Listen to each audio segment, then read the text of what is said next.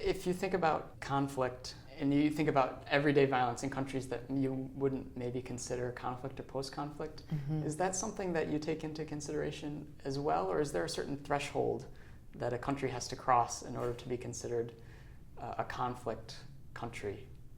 I think it's an interesting question. I worked for some time on early warning data for conflict some years ago and discovered that there actually is, with many of the academic entities that gather data, a number which is 1,000 deaths per year. I feel as a conflict and a development practitioner that is a relatively high threshold, and we certainly take into account lower levels of violence and conflict in countries where we work, because I think that the impact of any level of violence has a negative trajectory, particularly on relationships and trust within a society.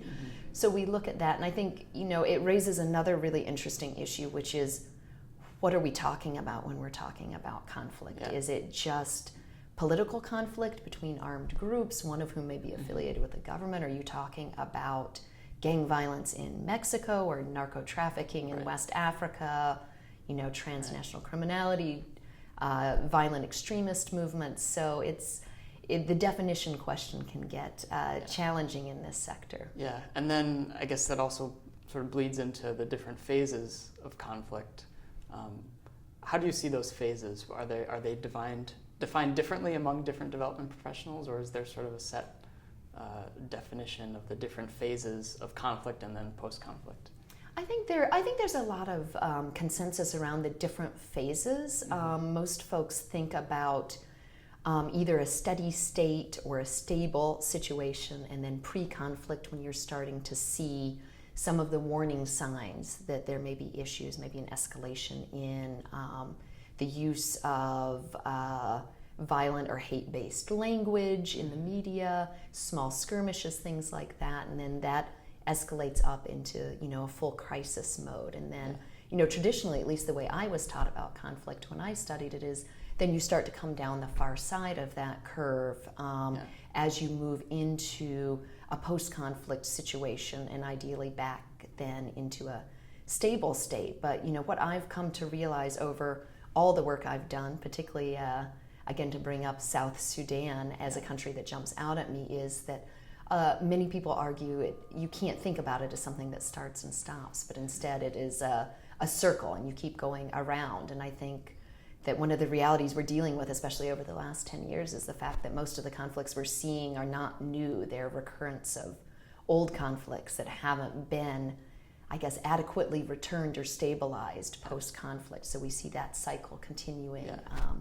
And I think that's a particular challenge that conflict and development practitioners face. Yeah, that post phase. If you were to pick a phase of conflict that's maybe most challenging, would you say that might be it, or is there?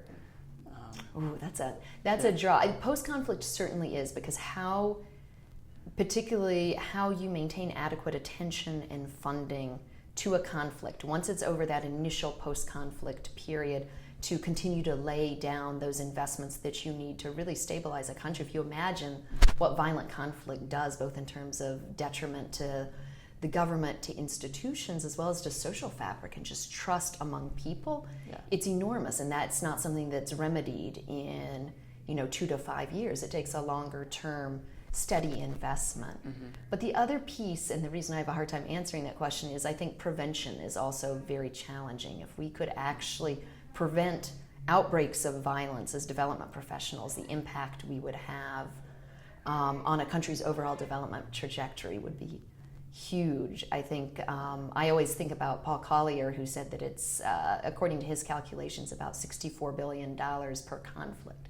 So if you think about kind of the impact both in the country and in the region of that, if you could step in with the right resources and the right programming before a conflict breaks out, I think that would have a huge impact. And that's quite a challenge for the development community to take on, but I think one that we do need to continue to pursue, how we can do a better job of prevention.